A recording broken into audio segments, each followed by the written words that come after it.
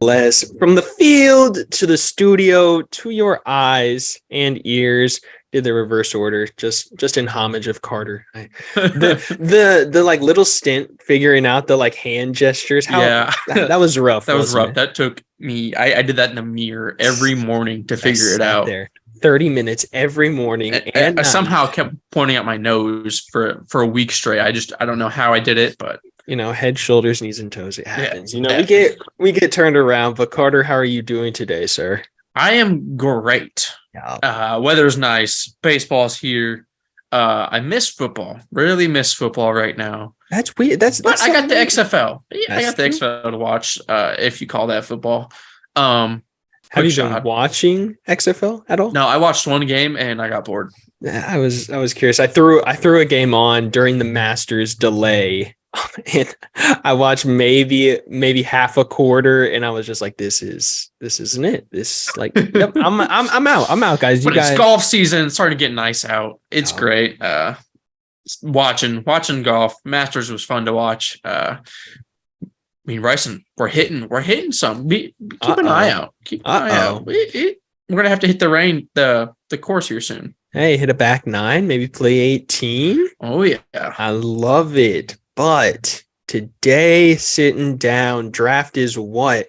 Draft's less than 20 days away. That 25th? I have no clue what day it's on. Is it this month? Yeah. Is that the end? Oh my gosh. Man, it's right around the corner. Wow. Right? Huh. But sitting down. I got some calls to make.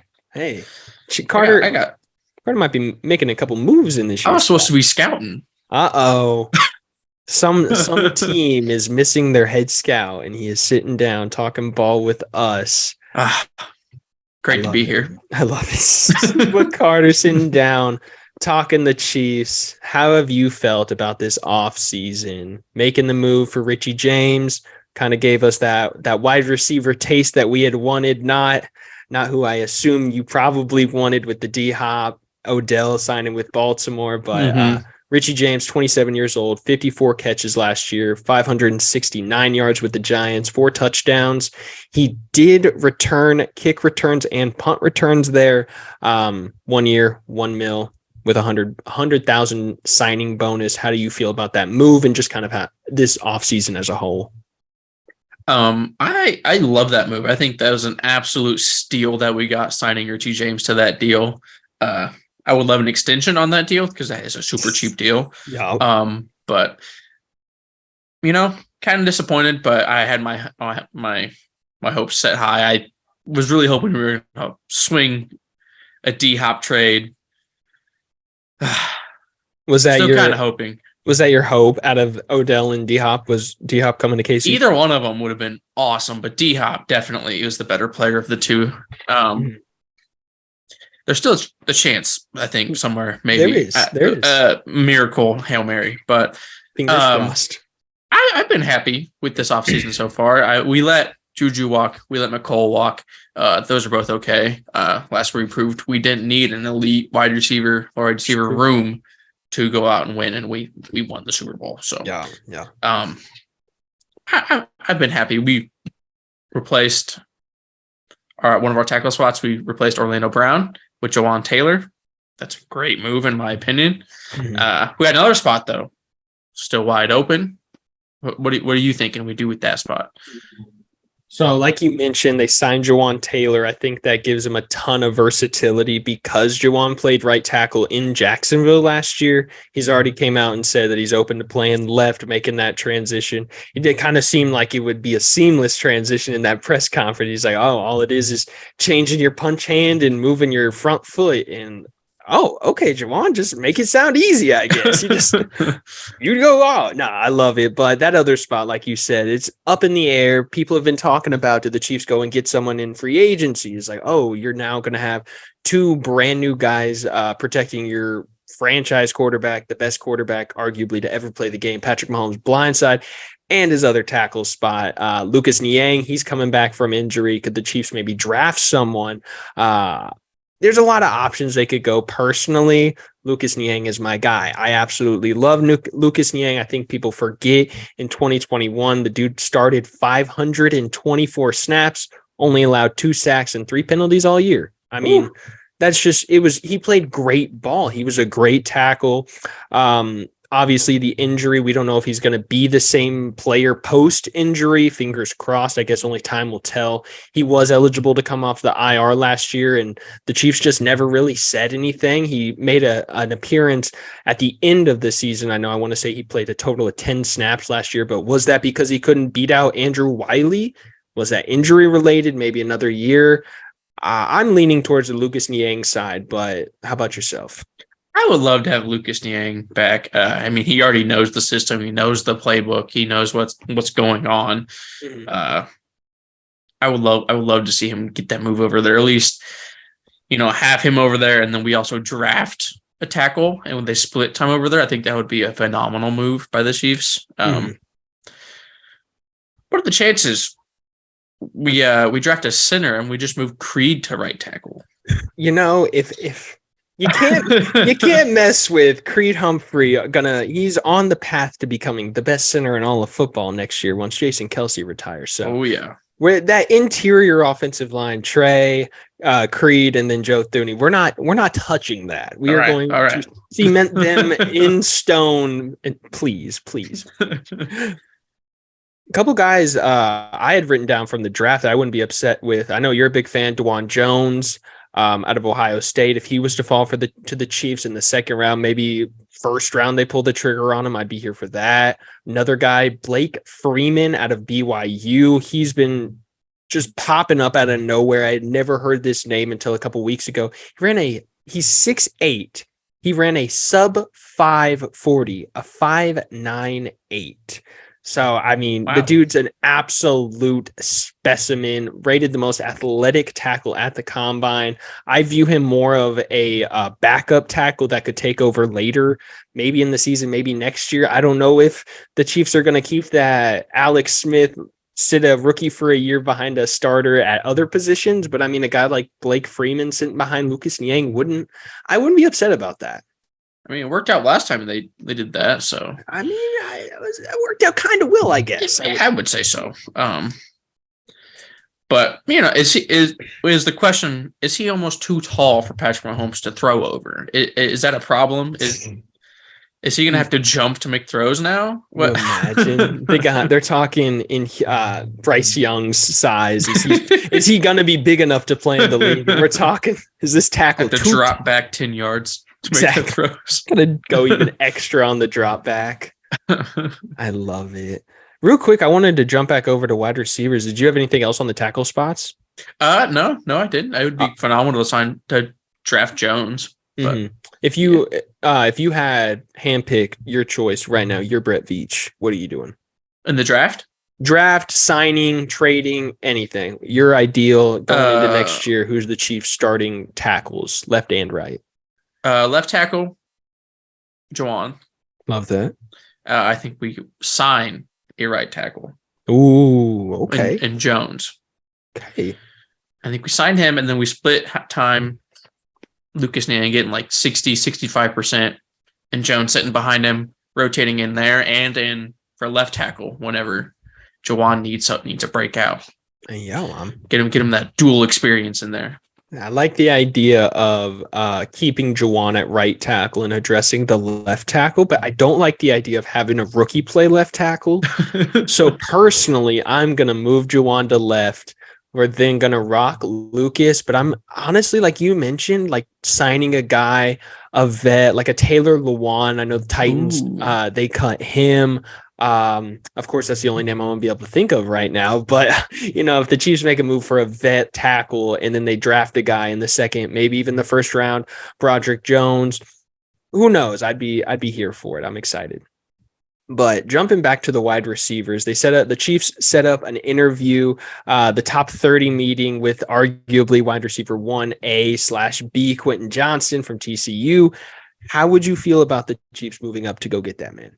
I know you're a big Quentin Johnston guy, big, tall, lengthy. I like him. I don't think we should trade up to to get him in 1.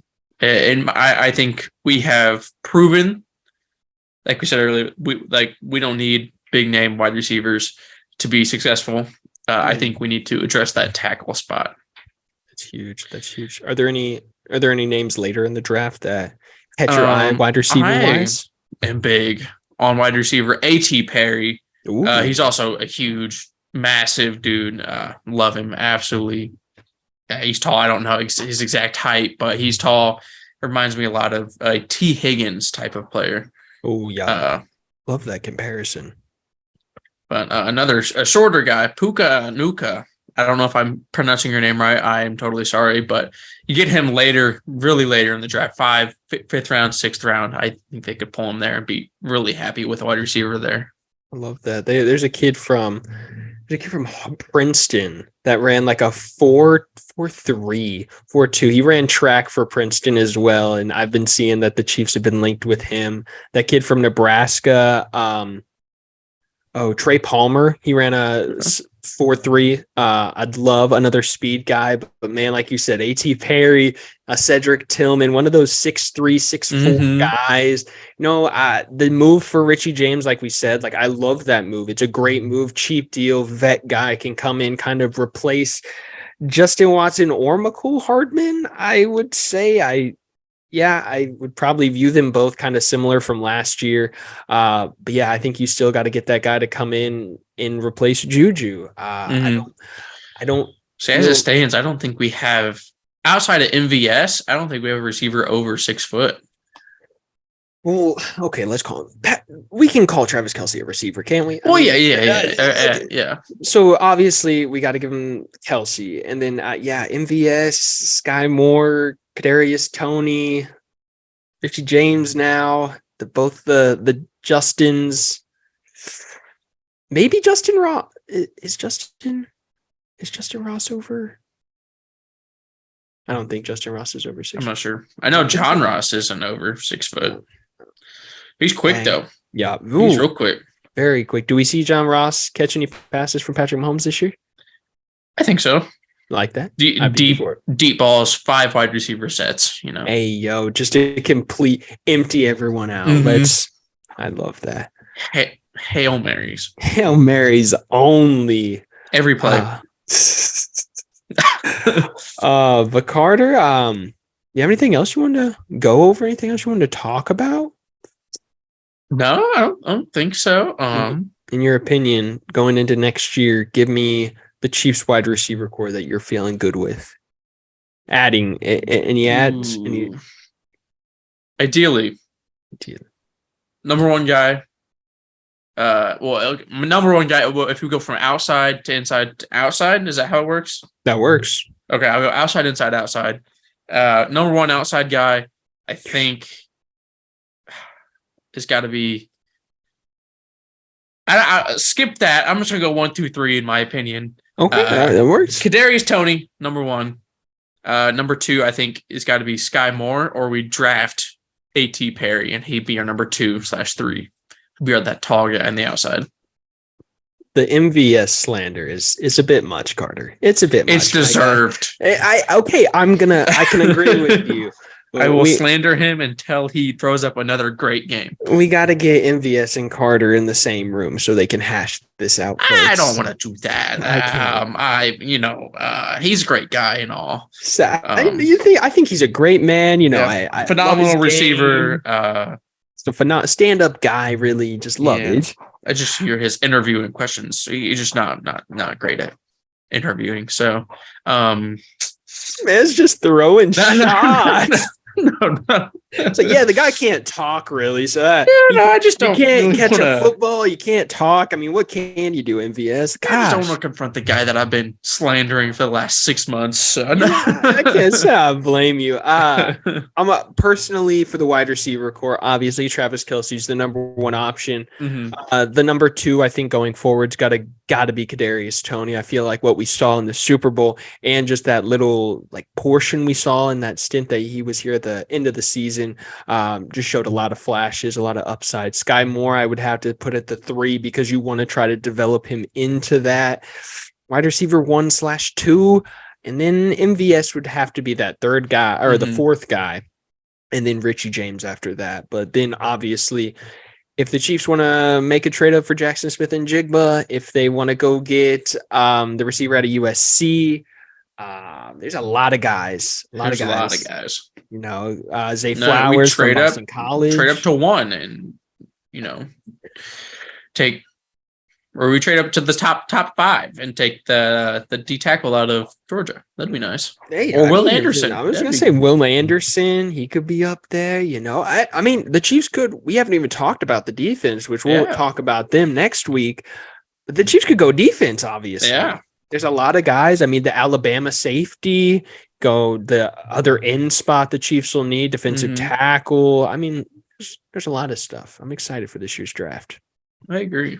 Punter. I mean, I don't know. Yeah, I mean, we could use a placeholder of any kind, to be honest. There it is. I'm just lobbing up the guy with the best hands in this draft. I think we should probably draft immediately. I'm just lobbing up chances for you to slander Chiefs players, and you are sending them home, sir. But Carter, you got anything else, man? No. Hit us up, guys. Leave a like, TikTok, Instagram, Facebook. Subscribe, comment. Let us know what you guys want to hear and what you want to see. Hit us up, Teespring at the 816 Hour for some awesome merch. Awesome t-shirts, awesome sweatshirts. I know it's starting to get a little hot out, so I might change stuff up in there, but stickers in there for your cars, for your laptops, for your fridge. You know, you put it wherever you want. Stickers are awesome. They're on there. Thank you guys for listening. We will see you next time. Peace.